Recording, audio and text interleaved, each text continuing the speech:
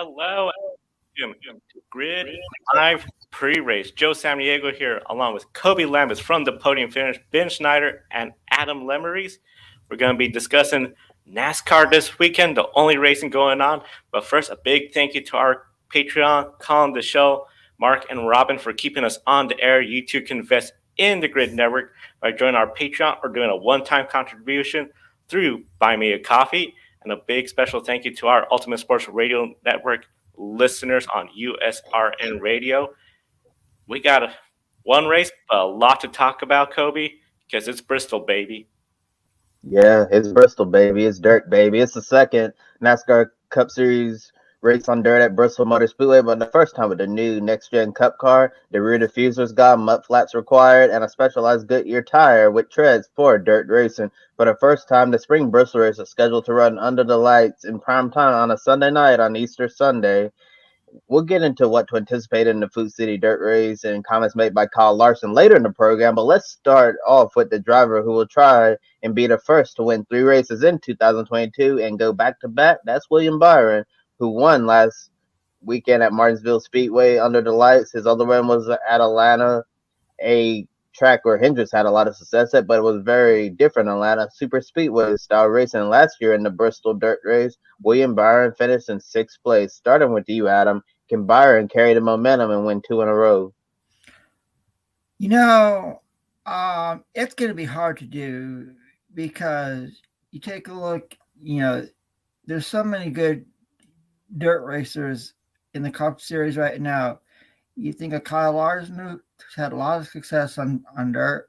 Austin Dillon has had a lot of success on dirt.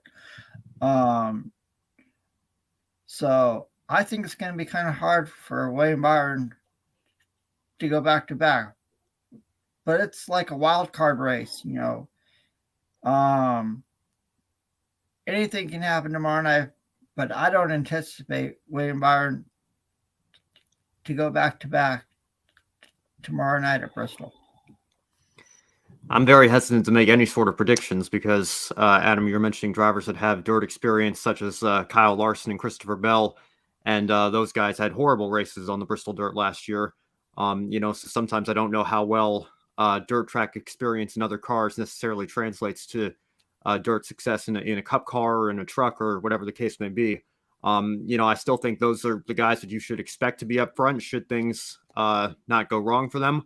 The way Hendrick's been running this year, I certainly wouldn't be surprised if William Byron could do it again. I don't know that he would be my pick a winner, but he finished sixth in the race last year, like we said. Hendrick has been firing on all cylinders all year long.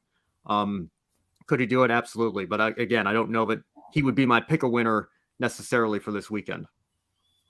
When it comes to this weekend, I have to agree. When it comes to pick a winner, I don't see Byron being my top pick. He could be up towards the front. He could prove us all wrong and go out there and get the win. But the competition for this race is like no other. We know Kyle Larson's really good at dirt. Last year had a rough race. Him and Christopher Bell, in fact, the two favorites, they crashed into each other. If they don't have that kind of misfortune, they should be up towards the front. We saw surprises. Daniel Suarez, a really strong runner. He's never run on dirt before. There's a very good chance we could see a surprise winner that we didn't see. So it's going to be very hard for William Byron to go out there, make it 2 in a row. He can do it, yes, but I think as Adam mentioned, this is sort of a wild card race because there's a lot of drivers who could go out there, surprise us, and still, this is only the second time in dirt. Who knows what we could see tomorrow night? Yeah, who knows what we can see. And Bristol Dirt really is a true wild card racing, like Ben was saying. I don't know if I can, in good faith, make a prediction of what we're going to see. It's going to be really hard for William Byron to try to go 2 in a row with Martinsville and the Bristol Dirt Race because there's gonna be so many different factors that that we're gonna have to take into consideration tomorrow night. And I think it's gonna be like Talladega in certain aspects of who can win this race. And Joe, you brought up a good point. Daniel Suarez, someone who ran extremely well last year at Bristol Dirt with very little to no dirt experience, and then Christopher Bell, Kyle Larson, people who you expect to do well on the dirt, they really weren't even a factor at all. I'm wondering if it's going to be different this year and start to see drivers who have more dirt experience go towards the front. But a lot of the time in the dirt races, usually someone who who you really don't consider to be a dirt racer, who goes out there and shines. I know we've seen that happen in the NASCAR Camping World Truck Series over the years when they've raced it on the dirt at Eldora, Bristol Dirt last year with Martin Truex Jr. winning that, and also the truck race that we saw at the Knoxville Raceway as well. And the heat races are going to be taking place in just a few hours. But yesterday's final practice, I saw Denny Hamlin, who's not really a so-called dirt racer, top the charts. Rookie Todd Gilliland, impressive once again for a second consecutive week, third fastest in the number 38 Front Row Motorsports Ford Mustang. However, qualifying is going to be really different with those 4 heat races later tonight to set the field on Sunday night, and points on the line with 10 points for the winner, 9 for second, and 10th earning 1 point. All the heats have 9 cars since we only have 36 charter cars entered in the field like the grid ranking. Cars earn a point for each position they gain from the start. Drivers that lose or do not gain a position do not earn any points. Then, based on points earned in the heat races through finishing position and the passing points, the starting grid is set for Sunday. The driver with the most points at the end of the heats will earn pole position. Overall, what do you think of this unique qualifying format instead of the usual one?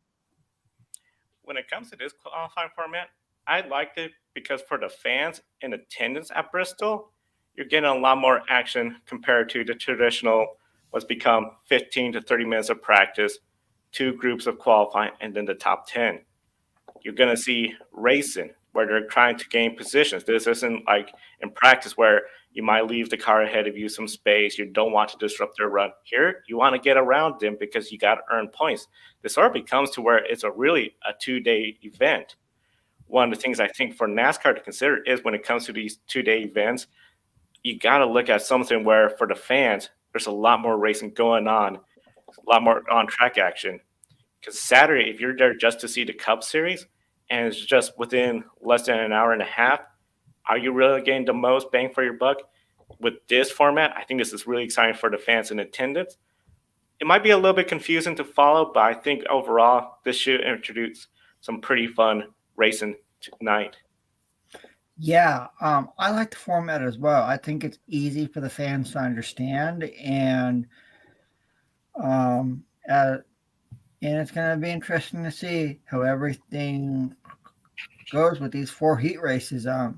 You could see someone who you wouldn't expect, to start on the pole. You could, like I mentioned, it's a wild card race. And it's going to be interesting to see how everything develops. But I can say I like this qualifying format, and it's easy, real easy for the fans to understand. Even the casual NASCAR fan understands this. So it's going to be interesting to see who takes the pole position for the Food City Dirt Race at Bristol. Yeah, out of this qualifying format, it's no different than your Saturday night dirt track, which is great. You get your heat race and all of that. Too bad we don't have a last chance qualifier, because it'll be interesting to see who's able to race their way in at the very end of those who are unable to lot their way in. So that's the only unfortunate part here. But like you were saying, really easy format for all of the fans to understand, and very simple. And I feel like you need to keep it that way. Although I don't really understand all of the passing point stuff. I'll be honest with all our viewers. I'm not a dirt track expert or anything like that. All of the rules and regulations. So I try my best to make it by, but I understand what NASCAR is doing here, and I'm sure a lot of other people do as well. Also makes me scared to see what they're going to come up with for the All-Star race format, since that one was really super complicated. But that's a story for another day. And this race has 3 stages like normal, but different pit stop procedures. Teams cannot refuel or change tires during the race unless a tire is flat. Only during a caution in which they must restart behind the cars that stayed out. During stage breaks, everyone has an opportunity to make changes, and no team will earn or lose a position during the stage breaks. Is this race one of the races where qualifying is most important? Oh, absolutely. I think if you can start at least in the top 10, top 15, I think it gives you a lot of momentum, to carry on for the win. And you mentioned pit stops, Kobe. I think it's going to be interesting to see how everything develops tomorrow night. We could see, like I mentioned for qualifying, we could see someone we didn't expect start on the pole, have a very solid run all night long, and win tomorrow night at Bristol.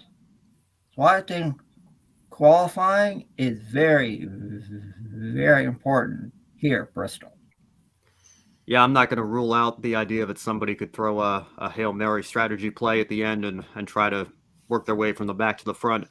But I do think, obviously, you're in a much better position if you start up front than you are at the back at pretty much any race you go to, maybe except for the super speedways, where you can work the draft and move your way up throughout the race. But this race in particular, especially with no live pit stops, I don't expect anybody really from 15th on back to be contending for the win. I think your winner is probably going to come, like Adam mentioned, from those top 10 or 15 spots. But again, crazier things have happened. I wouldn't rule out somebody doing a Hail Mary strategy at the end there and coming out on top, but I don't expect that to happen. Yeah, you definitely want to make sure that you're going to qualify as close to the front as you can at this track, and also at the same time, I feel like qualifying may not be as important as we think it is, because if this Bristol dirt race gets very chaotic, we may see a lot of comers and goers, and someone who started mid-pack or even towards the back who might even make their way towards the front. Who knows what we're going to see in this Bristol dirt race? It's such an unpredictable event.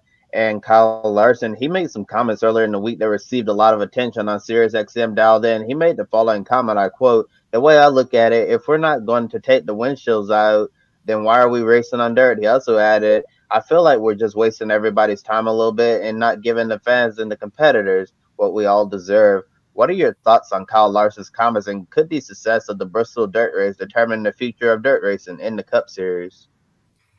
I was just talking about this with somebody last night, actually. I feel like there's really three groups of fans in NASCAR right now when it comes to this subject. There's the group of fans that want a dirt race no matter how we can get it. They think it brings us back to our sports roots and adds a little more variety to the schedule. And no matter how we can get that dirt race, we need to have at least one dirt race on the schedule for more variety.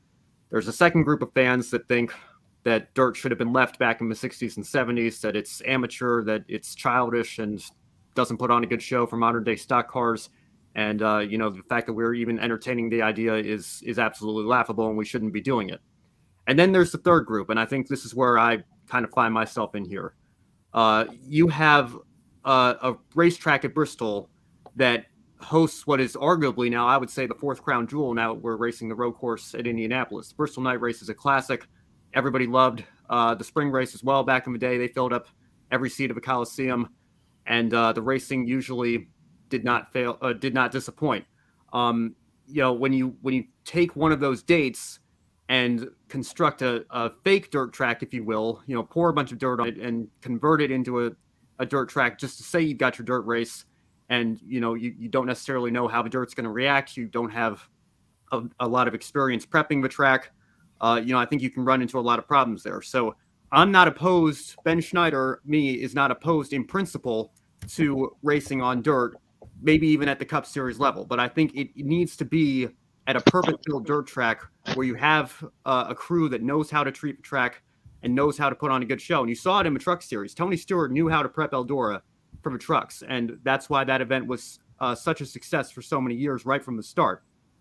But Eldora is a purpose-built track, and the trucks, would usually put on a good show there.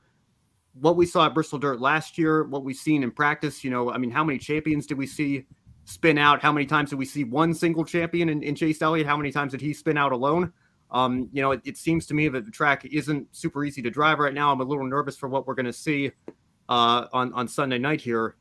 Maybe it'll be different under the lights. Maybe it won't. Who knows? But I think we need to look at all aspects of it here and think to ourselves, if we're gonna do dirt, we should try to do it right. And Charlotte Motor Speedway has a dirt track on the property. K&M was doing some races at the Las Vegas dirt track a couple years ago. I don't think that it's impossible necessarily, but I think Kyle Larson also brings up a good point about the windshields here. If you're gonna do a dirt race, make sure you do it right, and don't just do it to say we put a dirt race on the schedule and say we have the novelty of it. This is the top level of stock car racing in America, and I think we should treat it as such. You hit a lot of points I was going to mention, because when I heard Kyle Larson say that, it was more than just remove the windshield so that way the track could be a little better and the drivers race a little harder without worrying about having too much mud and visibility issues for the drivers. The way I see it, if NASCAR wants a dirt race, one dirt race a year, they got to go all in, not just pour a bunch of dirt at Bristol. A purpose-built dirt track with the experience will be very key to that. The hard part, of course, when you look at tracks like Eldora, Knoxville, much smaller grandstand level, so the attendance, it will sell out, no doubt. We've seen how the Truck Series had huge crowds in Eldora, but you're not going to have the crowds of excess of like 50 plus 1,000, because we know Bristol, you could fit 100,000 in there when it's sold out. If this event was sold out, I think people would say, hey, this is working out. But as Kyle Larson said, we're sort of wasting everyone's time. Let's do it right. Let's get a good, proper dirt track.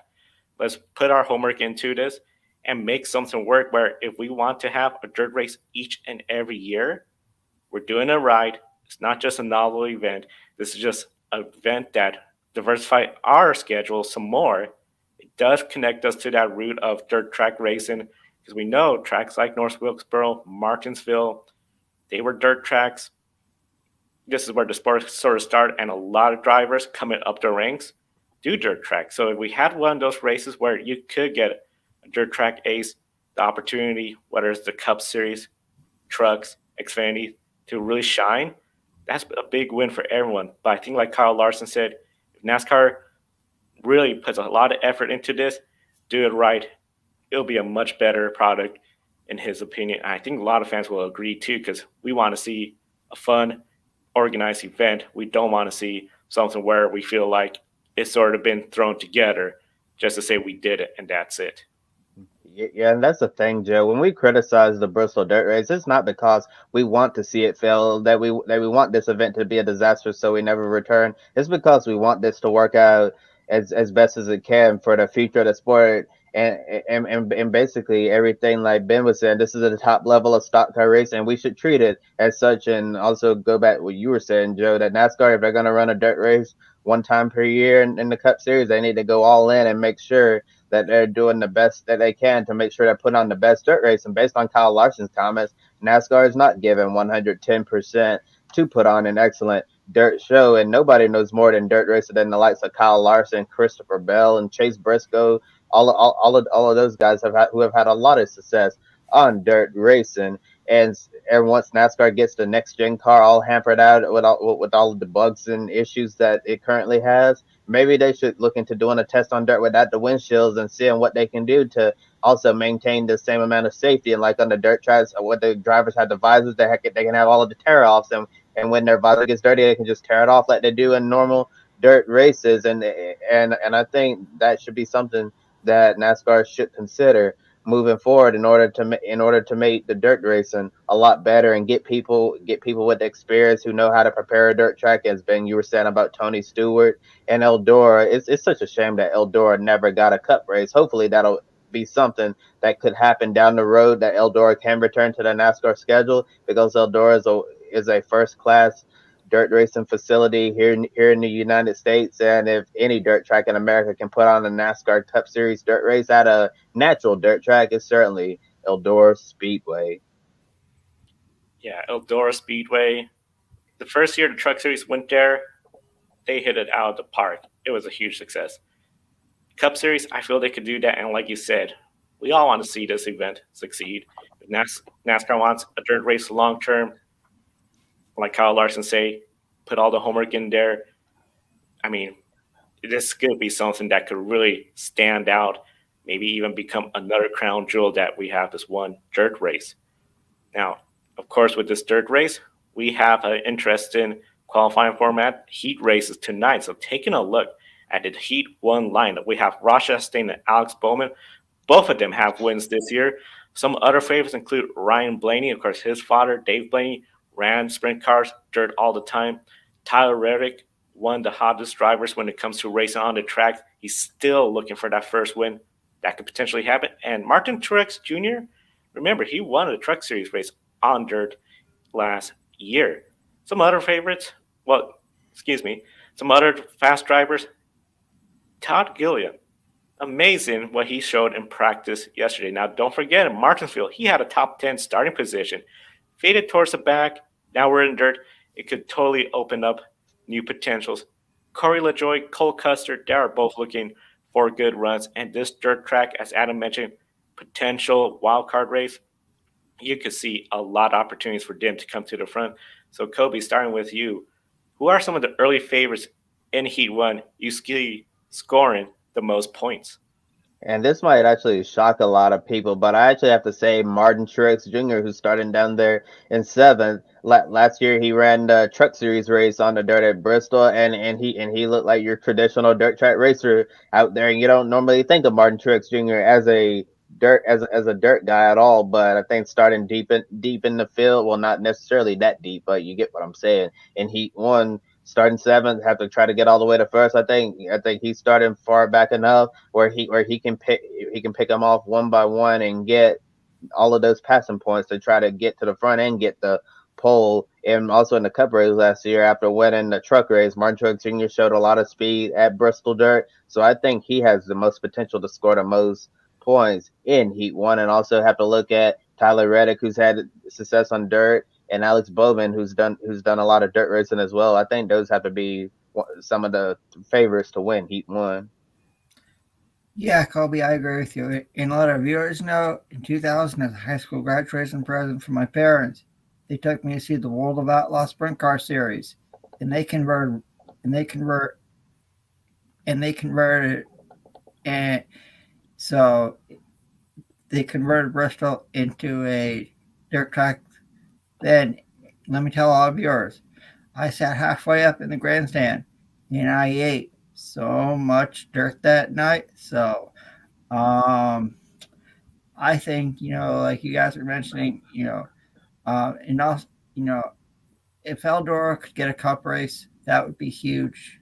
And we have to also remember that there was a prelude to the Dream historic late model race that preceded the NASCAR Camping World Truck Series events there, and that was always a big success. Even though it was on pay-per-view, you got a lot of NASCAR stars right in there. So hopefully one day Eldora does get a cup race. And looking at Heat 1, who do I think some of the top candidates are? Kobe, you mentioned Tyler Reddick has a good shot. Martin Truex Jr., another good shot. But for me, this may surprise people too, but I'm gonna say Todd Gilliland. He's starting from pole position here in Heat 1. Last week he did really good at Martinsville, and now he had a very strong practice on the dirt. So Todd Gilliland is one driver I'll be looking out for. Also, you guys mentioned Ryan Blaney, whose father Dave Blaney, known as Buckeye Bullet, who has competed in the World of Outlaw Sprint Car Series in the past. So Todd Gilliland, Ryan Blaney, and Martin Truex Jr. are three drivers I'll be looking out for in Heat number 1 in Bristol. If Todd Gilliland could get this Heat 1 and be up towards the front, I think that would be a huge message to everyone that you got to watch for him on Sunday. One of the big things with Heat 1, I feel, is the competition there. As you mentioned, the early favorites. But Todd Gilliland, he could really, I think, surprise everyone. And let's not doubt Carla Joy, at number 7. He already has one top 5 finish at Atlanta this year. This could be his opportunity to really show what he could do on the dirt and surprise everyone. In the second heat, the only driver to have a win in 2022 is Chase Briscoe.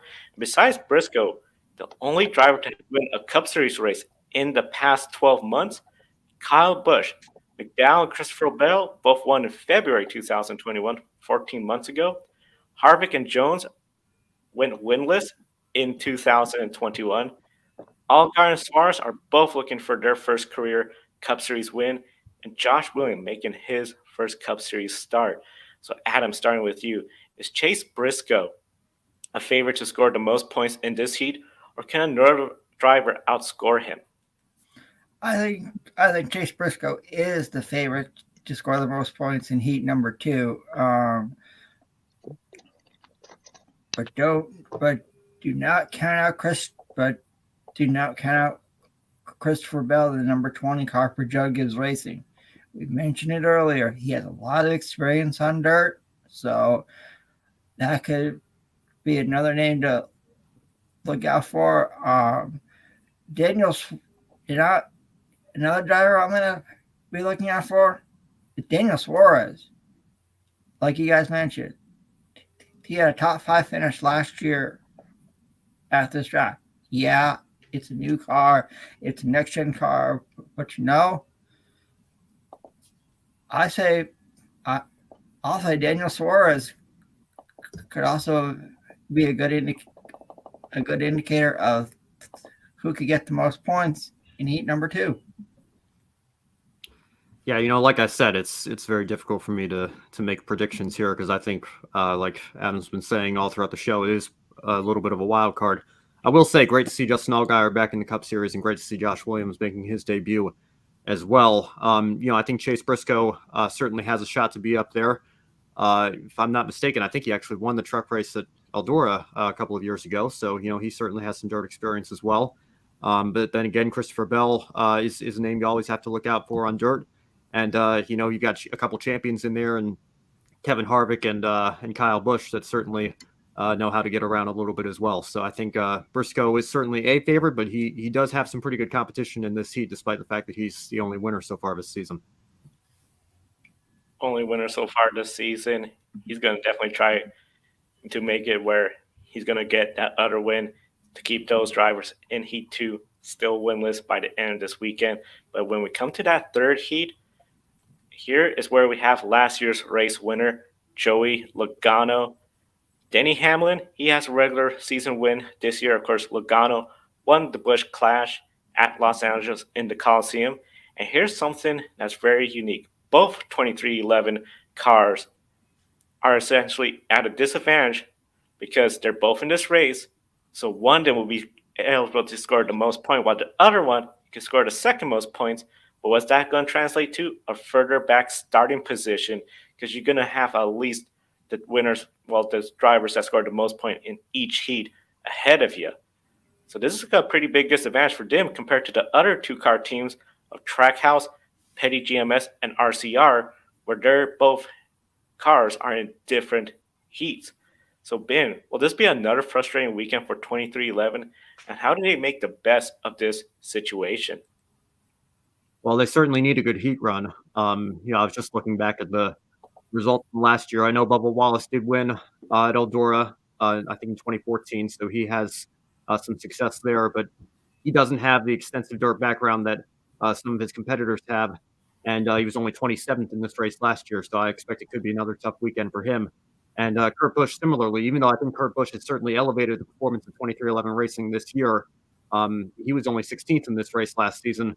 So, it wasn't a terrible race for him, but not necessarily a great race either. So I think it could be, unfortunately, I hope I'm wrong. I hope that they can get up there and mix things up a bit with both of their cars. But I think it could be another frustrating weekend to what's been, at least for their flagship 23 car, frustrating start of the season for 2311 racing. Yeah, 2311 Racing's had its fair share of struggles this year. I remember Richmond was probably their worst race of the year, where Kurt Busch had an issue with the fuel pump, had to go behind the wall, lost a lot of laps, and when he came out, the car was still slow. And Bubba Wallace, he had issues in the pits, which has plagued that 23 team all year long. I don't know what's going on with the 23's pit crew, but it's just been really bad for Bubba Wallace. And also at Richmond, Bubba Wallace was just slow. He didn't have any speed and very alarming. Although Denny Hamlin won the race at Richmond, he was very concerned with the speed of both of his cars because if you're aligned with Joe Gibbs Racing and Denny Hamlin, Michael Jordan, your team order, you don't expect to look down the speed charts and see that both 2311 Toyotas were outside of the top 30 in terms of speed, which is super concerning if you're a team owner. And I don't really have much to add as far as how I think they're going to do this week. I think Ben hit all of the main points that it very well could be another struggle for that team because Kurt Busch, didn't really had the best run in the dirt. Bubba Wallace, yes, he's won in the dirt at Eldora. I think it would be a really good place for them to bounce back, but it's really tough to say how they're going to do this weekend. I know 2311's had their struggles. Kurt Busch was able to get a top 10 at Martinsville, and then also a pair of top fives as well at Atlanta and Phoenix earlier this year. So although the teams had its fair share of growing pains this season, it seemed like Kurt Busch is in a much better position right now than Bubba Wallace. And one of the things when it comes to, as you mentioned, Kobe, speed, we don't have live pit stops to pick up positions. The only way you're going to pick up positions is if another vehicle has a flat tire, mechanical, have to come in pit road. Those stage breaks, you're not picking up positions. You have to do it all on the track. So if they don't come out flying fast in Heat 3, it could be a very long weekend for them. And really, best way to get up is through others' bad luck. When it comes to a little bit of bad luck, the fourth and final heat, it is the most stacked. Reason why we have the two most recent Cup Series champion, Chase Elliott, Kyle Larson, and William Byron going for 2 in a row. So whereas 2311 have both of their vehicles, Hendrick has 3 out of their 4 in one heat. So one of them is going to score the most points. Those other two, they're going to be further back in that starting grid for Sunday's race. Alex Bowman, he's all the way in Heat 1. So he could go out there, potentially get the most points in that heat, where his 3 teammates, they're all going to have to race against each other tonight. This should make it for a very fun 4th heat. When it comes to this heat, Kobe, starting with you, which Hendrick Motorsports driver do you believe will finish up front? And besides Hendrick Motorsports, what other drivers do you anticipate heading towards the front in this heat? Well, for starters, I think this will be a great weekend for Kyle Larson to bounce back, considering everything that's happened to him this season. And it's really interesting because outside of the win at Fontana, Kyle Larson's really had his fair share of struggles so far this season. Yes, he won at Fontana, and he had a really good race at Las Vegas and also a top 5 at Richmond. But other than that, Kyle Larson hasn't really looked like the same championship winning team that they've had last year. I'm sure they're going to figure it out at some point, but it's really surprising seeing Kyle Larson, who had very few bad races last year, have a lot of bad races to start off the 2022 season. So since Kyle Larson is a true dirt racer, I think this is a great opportunity for him to go out, perform in Heat 4, and also try to get back to form and get the victory at Bristol Dirt. And you asked about other drivers as well who I think could do well on the dirt. Well, you have to look at Ty Dillon and Ricky Stenhouse Jr. as well, who have a lot of experience on dirt. I think they could do extremely well at this racetrack this weekend. I think Kyle Larson is a driver to beat in this heat, in Heat 4, but Chase Elliott is competing in the Camping World Truck Series race this weekend for Spire Motorsports. So obviously, he has an advantage of running in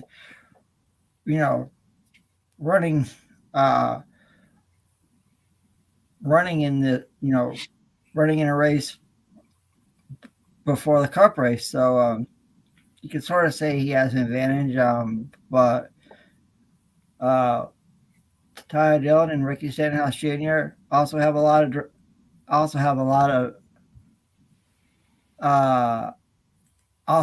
of experience. So I think the driver to be in this heat race has got to be Kyle Larson.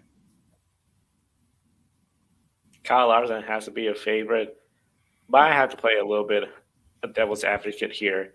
How crazy would it be if somehow we saw the 2 Hendrick vehicles race for the win and contact in this heat, and then they're both towards the back. This will definitely, I think, has the potential to get Twitter, social media really buzzing. Because if it's those three Hendrick Motorsports, they know they have to get around and finish the most ahead to get the most points, or else you're starting further in the back. This could have a lot of fireworks, and I think it's going to be a lot of fun. I know Rick Hendrick probably doesn't like it. He wished he had one vehicle in each heat, but that's the way it goes. So it's going to be really exciting. The qualifying heats are tonight, 6 p.m. Eastern, and they will set the starting grid for tomorrow's race at Bristol.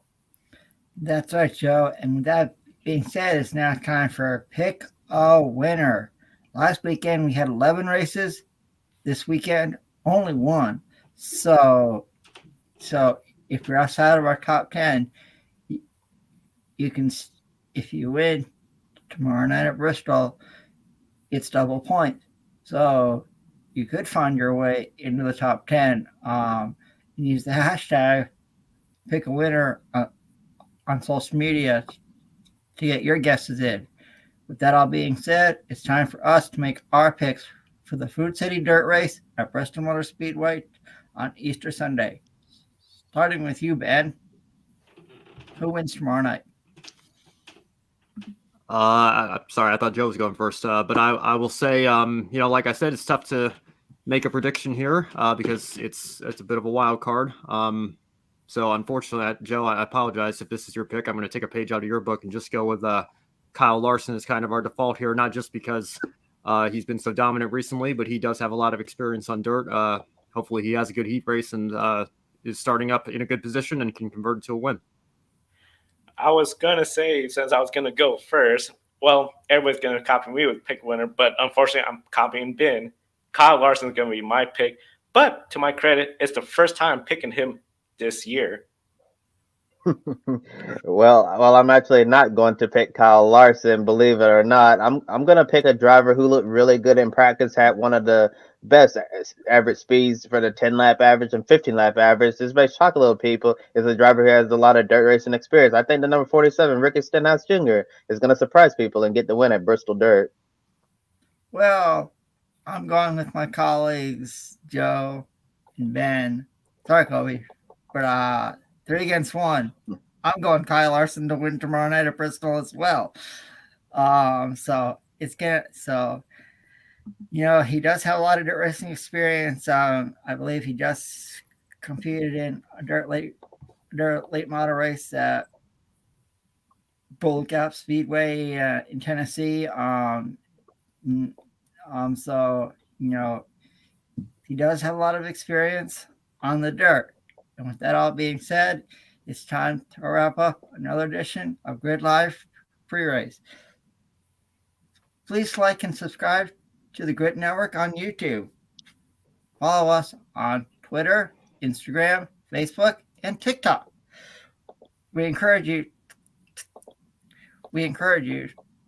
to take 5 minutes after our show and subscribe to our Patreon and invest in the Grid Network and keep us on the air well into the future.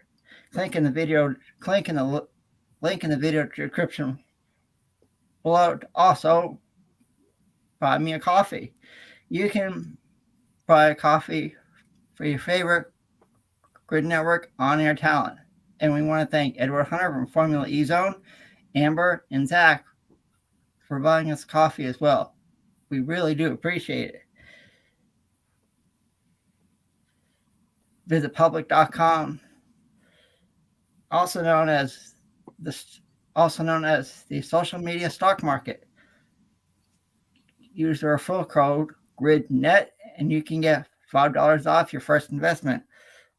Public.com allows you to make new friends, connect with friends, and use tools to invest in the stock market. No show on Easter Sunday, so we want to wish everyone a blessed Easter Sunday tomorrow, but we will be back on the air for a special Grid Live wrap-up / encore show Monday night at 7 p.m. Eastern. With that being said, for our For Joe Samaniego, Kobe Lambert from the Podium Finish, and Ben Schneider, I'm Adam Lemery saying, in honor of Darrell Waltrip being in the broadcast booth tomorrow night, boogity, boogity, boogity. Let's go racing and enjoy NASCAR on the dirt at Bristol Motor Speedway in the hills of Tennessee. Don't be an anonymous investor. Join the stock market social media platform, public.com. Invest any amount of money and share with friends and new friends. Discover new opportunities, such as new companies and potential business partners, and useful tools for beginners, and share your experience with friends on public.com. Link in the video description gets you $5 for being a Grid Network viewer. Use the referral code GRIDnet for your free $5 to invest. Start investing and networking on public.com.